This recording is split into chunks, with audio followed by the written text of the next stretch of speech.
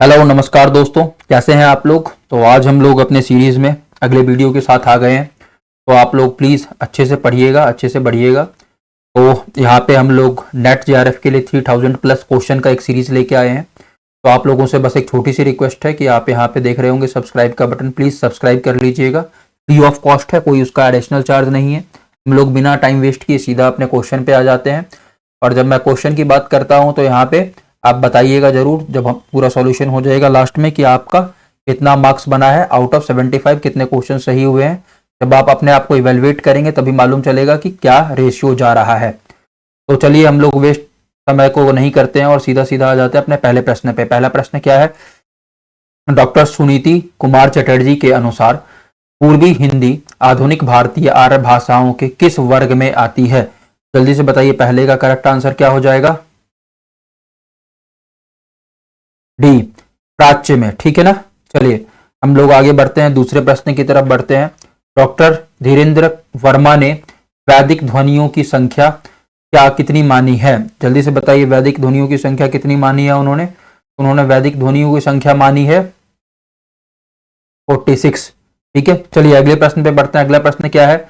लल्लू लाल द्वारा रचित नहीं है, ध्यान रखिएगा क्या बोला गया, नहीं है। तो इसका क्या करेक्ट आंसर हो जाएगा, जल्दी बताइए, ध्यान से देखिए क्वेश्चन को। चंद्रावली। ठीक है, चंद्रावली उनके द्वारा रचित नहीं है ना। चंद्रावली किनके द्वारा रचित है ये आपको बताना है। ठीक है, चलिए अगले प्रश्न पे बढ़ते हैं। अगला प्रश्न क्या है। अंगवधु किस कवि की रचना है। अंगवधु किस कवि की रचना, जल्दी बताइए। दादू दयाल। ठीक है, अगला प्रश्न देखिए। अगला प्रश्न क्या है। शिव पूजन सहाय का एकमात्र उपन्यास है। शिव पूजन सहाय का एकमात्र उपन्यास कौन सा, जल्दी से बताइए। देहाती दुनिया। छठा देखिए, वक्रोक्ति संप्रदाय के विरोधी आचार्य हैं। जल्दी से बताइए, वक्रोक्ति संप्रदाय के विरोधी आचार्य कौन से हैं। छठे का क्या आंसर हो जाएगा। आचार्य विश्वनाथ। ठीक है, आचार्य विश्वनाथ इसके विरोधी हैं। सातवां देखिए, किस आचार्य ने भावातिरेक को अनिष्टकर माना है। जल्दी से बताइए, सातवें का करेक्ट आंसर क्या हो जाएगा। सी, प्लेटो। अगला प्रश्न देखिए, आठवां। पश्चिम के आचार्यों में किसने भाव दमन को अनिष्टकर माना है। आठवें का करेक्ट आंसर क्या हो जाएगा। अरस्तु। चलिए अगला प्रश्न देखते हैं, नौवां क्या है। अलंकार संप्रदाय के संस्थापक आचार्य हैं। जल्दी से बताइए, नौवें का करेक्ट आंसर क्या हो जाएगा। अलंकार संप्रदाय के संस्थापक आचार्य कौन है। भामह। ठीक है, चलिए अगला देखते हैं, 10वां प्रश्न क्या है। कार्यत्री और भावित्री प्रतिभा का विभाजन किस आचार्य ने किया है। जल्दी से बताइए, 10वें का करेक्ट आंसर क्या हो जाएगा। राजशेखर। अगला प्रश्न देखिए, कर्मठ कठमलिया कहे ज्ञानी ज्ञान विहीन, तुलसी त्रिपथ बिहाय गो राम दुआरे दीन में त्रिपथ का अर्थ है। जल्दी से बताइए, त्रिपथ का अर्थ क्या है इसमें। 11वें प्रश्न को देखेंगे तो इसका और विकल्प हम लोग देख लेते हैं। हाँ, तो त्रिपथ का अर्थ क्या है, त्रिपथ से क्या मतलब है यहाँ पे। कर्म मार्ग, ज्ञान मार्ग और उपासना मार्ग। ठीक है, त्रिपथ का अर्थ ये है। चलिए अगले प्रश्न में बढ़ते हैं। अगला प्रश्न क्या है। ढलमल ढलमल चंचल अंतल झलमल झलमल तारा पंक्ति में मुख्यतः वर्णन है। किस चीज का वर्णन किया गया है, जल्दी से बताइए इन पंक्तियों के माध्यम से। इनके माध्यम से क्या बताया गया है, नदी की धारा क्या के बारे में, है ना। चलिए अगला प्रश्न। संतन को कहां सीके रीसो काम, आबत जात पनहिया टूटी बिसरी गयो हरि नाम। पंक्ति किस कवि की है, जल्दी से बताइए। 13वें का करेक्ट आंसर क्या हो जाएगा, किस कवि की पंक्ति है ये। कुंभन दास की। ठीक है, अगला प्रश्न देखते हैं, 14वां प्रश्न। बहु बीती थोड़ी रही तो बीती जाए, हित ध्रुव बेग बिचारी को बसी वृंदावन आए। पंक्तियां किस कवि की हैं, जल्दी से बताइए। 14वें का करेक्ट आंसर क्या हो जाएगा, ध्रुवदास। अगला प्रश्न देखते हैं, छायावाद के समर्थन में सबसे पहला लेख लिखने वाले लेखक हैं। जल्दी से बताइए, छायावाद के समर्थन में सबसे पहले किसने लेख लिखा, मुकुटधर पांडे। ठीक है, ये आपको याद होना चाहिए। चलिए अगले प्रश्न पर बढ़ते हैं। अगला प्रश्न क्या है। संशय की एक रात, संशय की एक रात किसके संशय पर आधारित रचना है, जल्दी से बताइए, जल्दी से। 16वां का करेक्ट आंसर क्या हो जाएगा, राम। ठीक है, चलिए अगला प्रश्न देखते हैं 17वां। अरे यायावर रहेगा याद किसकी यात्रा वृत्तांत है? जल्दी से बताइए किसका यात्रा वृत्तांत है 17वां? अज्ञेय का। ठीक है। 18वां देखते हैं। इनमें से कौन सी कृति संस्मरण विधा की नहीं है? जल्दी से बताइए 18वें का करेक्ट आंसर क्या हो जाएगा? मित्र संवाद। मित्र संवाद नहीं है। ठीक है ना। चलिए आगे बढ़ते हैं 19वां। हजारी प्रसाद द्विवेदी के किस उपन्यास में औपनिषदिक कथा का आधार लिया गया है? ठीक है। औपनिषदिक कथा का आधार किसमें लिया गया? 19वें का करेक्ट आंसर क्या है? जल्दी बताइए। अनामदास का पोथा। अगला प्रश्न। इनमें से कौन सी रचना पौराणिक कथा पर आधारित नहीं है? जल्दी से बताइए। 4 रचनाएं हैं। महाप्रस्थान, उर्वशी, तनुप्रिया, अमन का राग। तो इनमें से कौन सी रचना पौराणिक कथा पर आधारित नहीं है? जल्दी से बोलिए इसका आंसर क्या हो जाएगा? अमन का राग। ठीक है। चलिए अगला प्रश्न देखते हैं। कर्मनासा की हार किसकी कहानी संग्रह है? जल्दी से बताइए। कर्मनासा की हार किसका कहानी संग्रह है? ये शिव प्रसाद सिंह का। अगला प्रश्न देखते हैं। राम वृक्ष बेनीपुरी का नाटक। जल्दी से बताइए 22वां। राम वृक्ष बेनीपुरी का नाटक कौन सा है? अम्पाली। ठीक है। ये उनका नाटक है ना। अगला प्रश्न देखते हैं हम लोग। शारदिया गद्य काव्य कीर्ति के रचनाकार हैं। जल्दी से बताइए 23 का करेक्ट आंसर क्या हो जाएगा? दिनेश नंदिनी डालमिया। ठीक है। 24वां देखते हैं। जैनेन्द्र कुमार द्वारा रचित कहानी नहीं है। 24वें का करेक्ट आंसर जल्दी से बताइए क्या हो जाएगा? जैनेन्द्र कुमार के द्वारा रचित कहानी नहीं है। 24वें का करेक्ट आंसर हो जाएगा अमर वल्लरी। ठीक है। अमर वल्लरी अज्ञेय का कहानी संग्रह है। चलिए अब आगे बढ़ते हैं। एक प्लेट सैलाब कहानी की लेखिका हैं। जल्दी बताइए। एक प्लेट सैलाब कहानी की लेखिका कौन है? मन्नू भंडारी। ठीक है। 26वां क्वेश्चन देखते हैं। रंग दे बसंती चोला नाटक के रचनाकार कौन से हैं? जल्दी से बताइए। रंग दे बसंती चोला कौन है रचनाकार? भीष्म साहनी। 27वां क्वेश्चन देखते हैं। यह पथ बंधु था उपन्यास के लेखक हैं। यह पथ बंधु था उपन्यास के लेखक कौन है? 27वें का करेक्ट आंसर बताइए जल्दी से। नरेश मेहता। ठीक है। 28वां देखते हैं। 28 क्या है? नाचो बहुत गोपाल उपन्यास की नायिका हैं। जल्दी से बताइए 28वें का करेक्ट आंसर। नाचो बहुत गोपाल निर्गुनिया। ठीक है। 29वां देखते हैं। अज्ञेय द्वारा रचित शेखर एक जीवनी उपन्यास।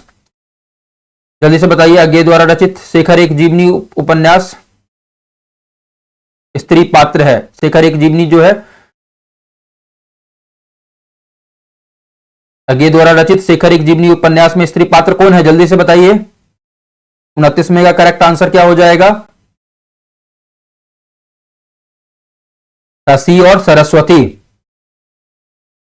30वां देखते हैं। भारत विभाजन पर आधारित उपन्यास नहीं है। जल्दी से बताइए 30वां करेक्ट आंसर क्या हो जाएगा? जो भारत विभाजन पे आधारित उपन्यास नहीं है। झूठा सच, तमस, सीधी सच्ची बातें, आधा गांव। जल्दी से बताइए इसका करेक्ट आंसर क्या हो जाएगा?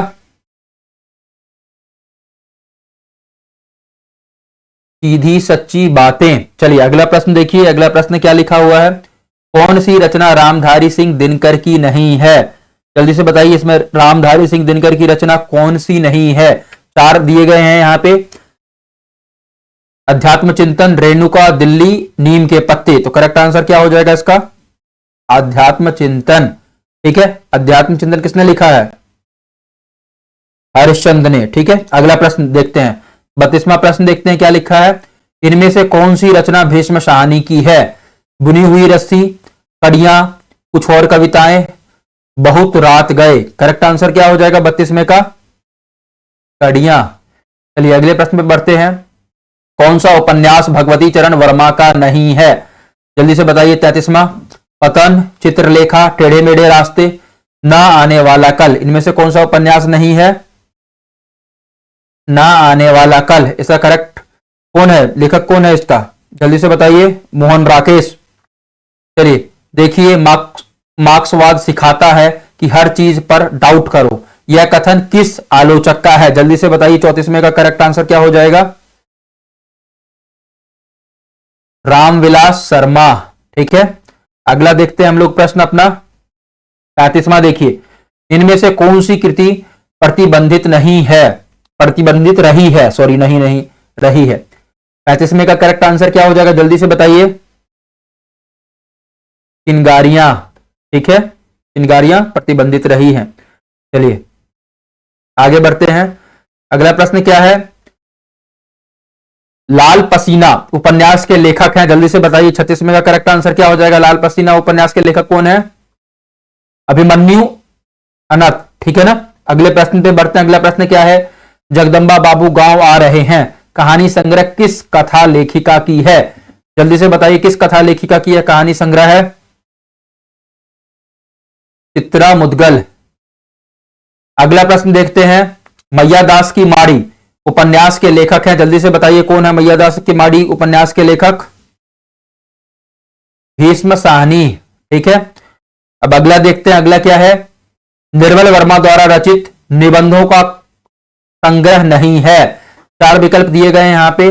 कला का जोखिम, शब्द और स्मृति, चिंतन मुद्रा, ढलान से उतरते हुए। तो करेक्ट आंसर क्या हो जाएगा 39 का? जल्दी से बताइए। चिंतन मुद्रा। ठीक है ना। चलिए अगला प्रश्न। कुछ पते कुछ चिट्ठियां इनमें से किस रचनाकार की रचना है? जल्दी से बताइए। 40वें का करेक्ट आंसर क्या हो जाएगा? रघुवीर सहाय। कमेंट बॉक्स में आप लोग जरूर बताते हुए चलिए कि 40 में से अभी तक आपके कितने क्वेश्चन सही हुए हैं, ताकि आपका प्रोग्रेस भी मालूम चलता रहे। अगले प्रश्न पे बढ़ते हैं। रचना काल की दृष्टि से निम्नलिखित कृतियों का सही अनुक्रम क्या है? जल्दी से बताइए। 41वें का करेक्ट आंसर मृगावती, पद्मावत, चित्रावली और फिर इंद्रावती। चलिए अगला प्रश्न। प्रकाशन वर्ष की दृष्टि से निम्नलिखित कृतियों का सही अनुक्रम बताइए। जल्दी से बताइए। 42वें का करेक्ट आंसर क्या हो जाएगा? टी।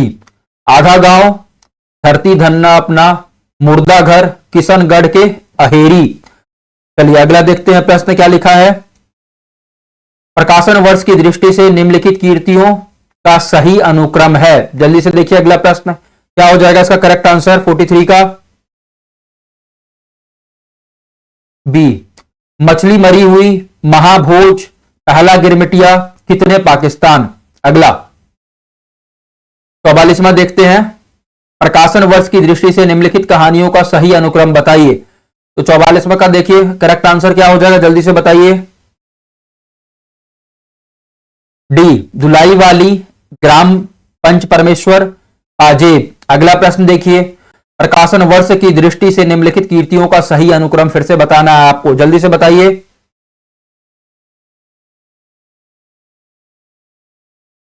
बी। बोलती प्रतिमा, अतीत के चलचित्र, समय के पांव, 10 तस्वीरें। चलिए अगला प्रश्न देखते हैं।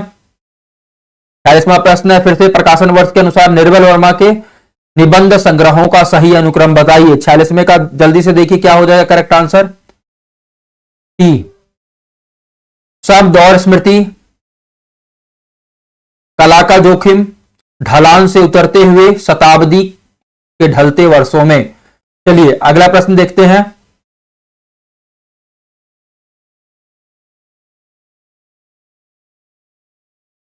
सैंतालीसवां प्रश्न देखिए। प्रकाशन वर्ष के अनुसार कुबेरनाथ राय के निबंध संग्रहों का सही अनुक्रम बताइए। जल्दी से 47वां प्रश्न देखिए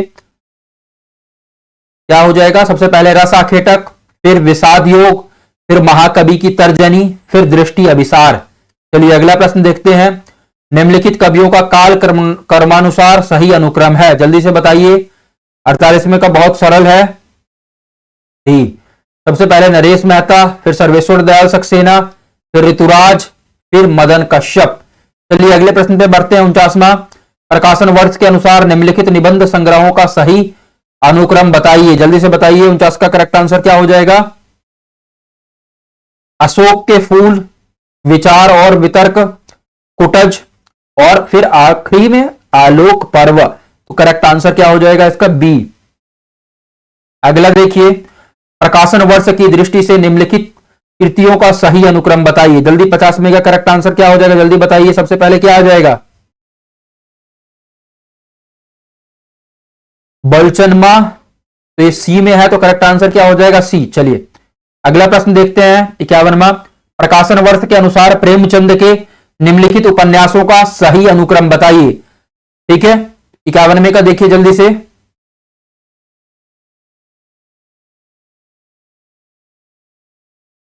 सबसे पहले निर्मला, फिर वरदान, फिर प्रेमाश्रय, फिर रंगभूमि। अगला देखते हैं 52वां प्रश्न। क्या लिखा, प्रकाशन वर्ष के अनुसार निम्नलिखित महाकाव्यों का सही अनुक्रम बताइए। 52वां का जल्दी बताइए। देखिए 52वां प्रश्न हम लोग देखेंगे।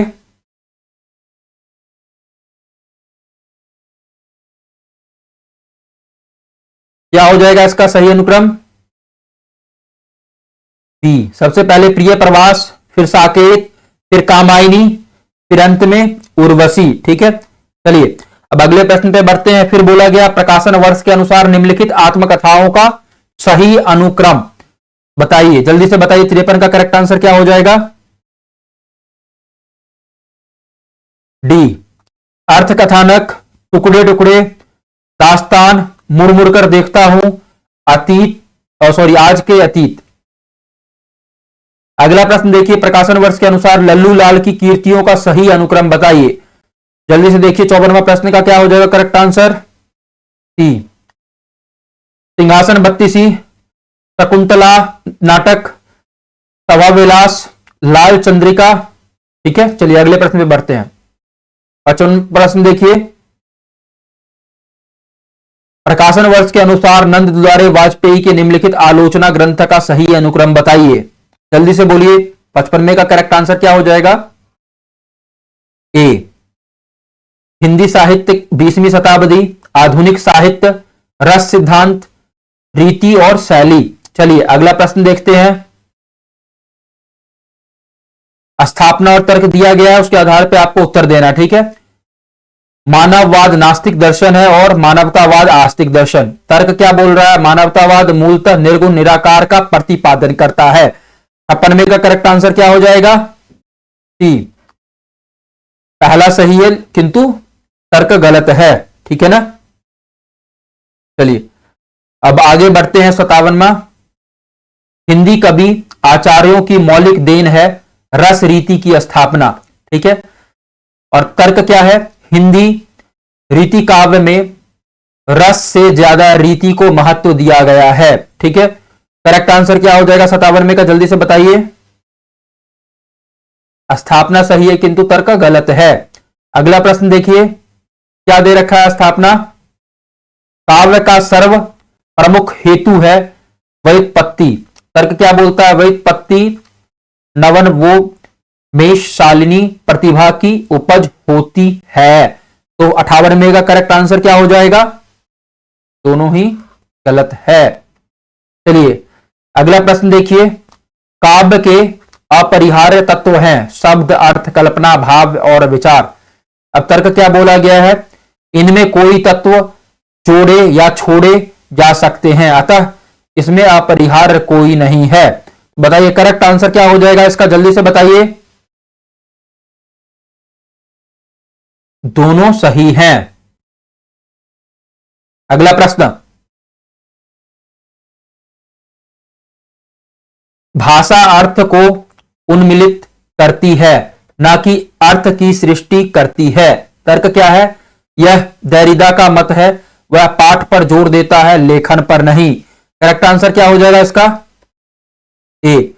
दोनों ही सही है, तर्क भी और स्थापना भी। चलिए अब अगले प्रश्न पे बढ़ते हैं। 61वां देख लेते हैं। आचार्य शुक्ल के अनुसार लोकमंगल के विधायक भाव हैं करुणा और क्रोध। ठीक है, तर्क क्या बोला गया है, महर्षि वाल्मीकि के काव्योद्रेक के ये ही दोनों हेतु थे। शुक्ल जी ने क्रोध की जगह प्रेम को रख दिया है। जल्दी से बताइए 61वें का क्या हो जाएगा करेक्ट आंसर, बी। ठीक है, जो स्थापना है गलत है किंतु तर्क सही है ना, स्थापना गलत है और तर्क सही है। चलिए अगला प्रश्न देखते हैं अब हम लोग। स्थापना दे रखा है, लय शब्द मात्र में ही नहीं, अर्थ भाव विचार सब में होती है। तर्क क्या बोलता है? शब्द अर्थ अन्योन्याश्रित होते हैं, शब्द श्रव्य होते हैं और अर्थ बुद्धि ग्राह्य दोनों के अनुपात से ही श्रेष्ठ साहित्य का सृजन होता है। 62वें का करेक्ट आंसर क्या हो जाएगा, जल्दी से बताइए। का आंसर हो जाएगा ए। ठीक है, मतलब स्थापना और तर्क दोनों सही हैं। अगला प्रश्न देखते हैं। अगला प्रश्न क्या लिखा है? स्थापना बोल रहा है, ग्लानि से दुबला होने में देर लगती है और पानीदार ही दुबला होता है। ठीक है, उसके बाद तर्क क्या है? दुबला होना आदमी के निर्बलता की निशानी है। 63वें का करेक्ट आंसर क्या हो जाएगा? स्थापना सही है किंतु तर्क गलत है। ठीक है, चलिए अगले प्रश्न पे बढ़ते हैं। 64वां प्रश्न देखिए, काव्य का विषय सदा विशेष होता है, सामान्य नहीं। वह व्यक्ति सामने लाता है, जाति नहीं। तर्क क्या है? काव्य की संरचना सदैव जाति पर आश्रित होकर व्यक्ति केंद्रित हो जाती है। अब क्या हो जाएगा 64वें का करेक्ट आंसर, जल्दी से बताइए। स्थापना सही है किंतु तर्क गलत है। चलिए अगले उस पर बढ़ते हैं। साहसपूर्ण आनंद के उमंग का नाम उत्साह है। साहस के बिना वीर कर्म का संपादन नहीं होता है, अतः आनंद भी प्राप्त नहीं होता। 65वें का करेक्ट आंसर क्या हो जाएगा, जल्दी बताइए। सी, ए और आर, मतलब स्थापना और तर्क दोनों सही हैं। अगला प्रश्न देखिए, निम्नलिखित कहानियों को उनको लेखकों के साथ सुमेलित कीजिए। जल्दी से बताइए। एक और जिंदगी किसकी कहानी है, जल्दी से बताइए बिना समय व्यर्थ किए। एक और जिंदगी, जल्दी से बताइए किसकी कहानी है। मोहन राकेश की है, तो मोहन राकेश किस नंबर पे है? दूसरे नंबर पे। पहले का तो किसी में है, ए। इसका करेक्ट आंसर क्या हो जाएगा? ए हो जाएगा इसका करेक्ट आंसर। चलिए अगले प्रश्न पे बढ़ते हैं। अगला प्रश्न क्या है? निम्नलिखित पंक्तियों को उनके छंदों के साथ सुमेलित कीजिए। जब मैं था तब हरि नहीं, अब हरि है मैं नाही। क्या है ये? दोहा। ठीक है, तो अगर ए दोहा हो गया है, ए का 4 किस में है? 2 में है, तो फिर हमें दोबारा देखना पड़ेगा दूसरे विकल्प के लिए। राम को रूप निहारत जानकी, कंकन के नग की परिछाही। क्या है? किस रचना में, किस विधा में लिखा गया? जल्दी से बताइए क्या हो जाएगा ये पंक्तियां। सवैया। सवैया कहां है? दूसरे का 1, तो किसमें है? ये डी में है, तो करेक्ट आंसर क्या हो जाएगा 67 का? डी। चलिए अगला देखते हैं। 68वां प्रश्न देखते हैं क्या लिखा है। निम्नलिखित कीर्तियों को उनके रचनाकारों के साथ सुमेलित कीजिए। एसेस इन क्रिटिज्म किसकी रचना है? जल्दी से बताइए। एसेस इन क्रिटिज्म अर्नोल्ड की रचना है। ठीक है, तो ए का 4 देखिए कहीं में है, सी में है, तो इसका डायरेक्ट करेक्ट आंसर क्या हो जाएगा? 68 का सी। ठीक है, चलिए अगले प्रश्न पे बढ़ते हैं। तो अगला प्रश्न क्या है हमारे पास? अगला प्रश्न देखिए यहां पे, निम्नलिखित आलोचना ग्रंथ को उनके लेखकों के साथ सुमेलित कीजिए। ठीक है, 69वां क्वेश्चन। तो क्या बोला गया है? श्रृंगार प्रकाश। श्रृंगार प्रकाश किसकी रचना है? जल्दी से बताइए। श्रृंगार प्रकाश किसकी रचना है? तो भोजराज की अगर रचना है तो भोजराज। ठीक है, करेक्ट आंसर इसका क्या हो जाना चाहिए? ए। पहले का 3 कहां मैच कर रहा है? यही मैच कर रहा है, तो करेक्ट आंसर क्या हो जाएगा? ए। चलिए आगे बढ़ते हैं। अगला क्या है? निम्नलिखित संप्रदायों को उनके कवियों के साथ सुमेलित कीजिए। ठीक है, तो यहां पे आपको संप्रदाय दिया गया है, यहां कवि दिए गए हैं। राधा वल्लभ संप्रदाय। राधा वल्लभ संप्रदाय से कौन थे? जल्दी से बताइए। बिहारी। पहले का 4, तो पहले का 4 एक ही विकल्प में है, बी में, तो करेक्ट आंसर क्या हो जाएगा? बी हो जाएगा। अगला प्रश्न देखिए, निम्नलिखित हिंदी सेवियों को उनके मूल स्थान से सुमेलित कीजिए। George Grierson. जॉर्ज ग्रियर्सन कहां से थे? जल्दी से बताइए। आयरलैंड से। तो ए का 2 किस में है? सी में है, तो अपने आप करेक्ट आंसर क्या हो जाएगा 71 का? सी हो जाएगा। चलिए अगला प्रश्न देखते हैं, 72वां। फिर यहां पे आपको सूची दिया हुआ है। ठीक है, और यहां पे साहित्यकार का नाम है, उसको आपको मिलान करना है। प्रथम देव पुरस्कार, प्रथम देव पुरस्कार किसको मिला, जल्दी से बताइए।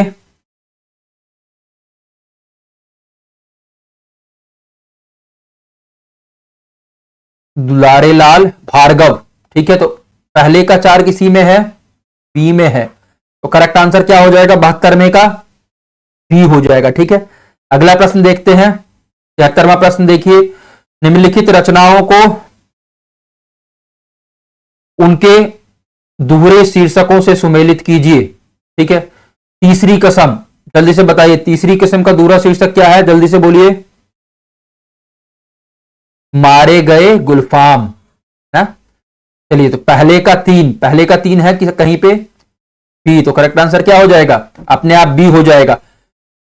चलिए अगला देखते हैं, 74वां प्रश्न देख लीजिए, यहां पे सूची दिया गया है, मिलान करना है। मतीराम, ठीक है, मतीराम का मिलान कहां होगा, जल्दी बताइए। बूंदी राजा। ठीक है, तो पहले का दो किसी में है, तो वो पहले ऑप्शन में ही है, तो करेक्ट आंसर क्या हो जाएगा इसका ए। चलिए अगला प्रश्न देख लेते हैं, जो अंतिम प्रश्न भी होगा आज के लिए। निम्नलिखित पंक्तियों को उनकी कीर्तियों के साथ सुमेलित कीजिए। अब अभिव्यक्ति के सारे खतरे उठाने ही होंगे, कहां पे बोला गया है, किस कविता में बोला गया है, जल्दी से बताइए। अंधेरे में। ठीक है, तो पहले का दो कहीं पे है, सी, तो अपने आप करेक्ट आंसर क्या हो जाएगा इसका, सी हो जाएगा। तो यहां पे हमारा क्वेश्चन खत्म होता है। आप लोगों से एक बहुत छोटा सा रिक्वेस्ट है, प्लीज चैनल को सब्सक्राइब करिएगा और ये बताना बिल्कुल मत भूलिए कि 75 में से आपका कितना क्वेश्चन सही हुआ। इससे हमें मालूम चलेगा कि आपकी प्रगति कैसी चल रही है। अगर 55 प्लस क्वेश्चन सही हैं तो आप पूरी तरीके से निश्चिंत रह सकते हैं, क्योंकि आराम से आपका नेट हो जाएगा। किंतु अगर आपका 30 से कम क्वेश्चन सही है, ठीक है, या मान लीजिए 35 से कम भी सही है, तो ये आपके लिए चिंता का विषय है, आपको बहुत पढ़ने की जरूरत होगी। तो आज हम यहां पे अपना वीडियो ओवर करते हैं, मिलेंगे किसी अगले क्लास में, अगले टॉपिक के साथ, अगले प्रश्न पत्र के साथ। तब तक के लिए अच्छे से पढ़िए, अच्छे से बढ़िए। All the best.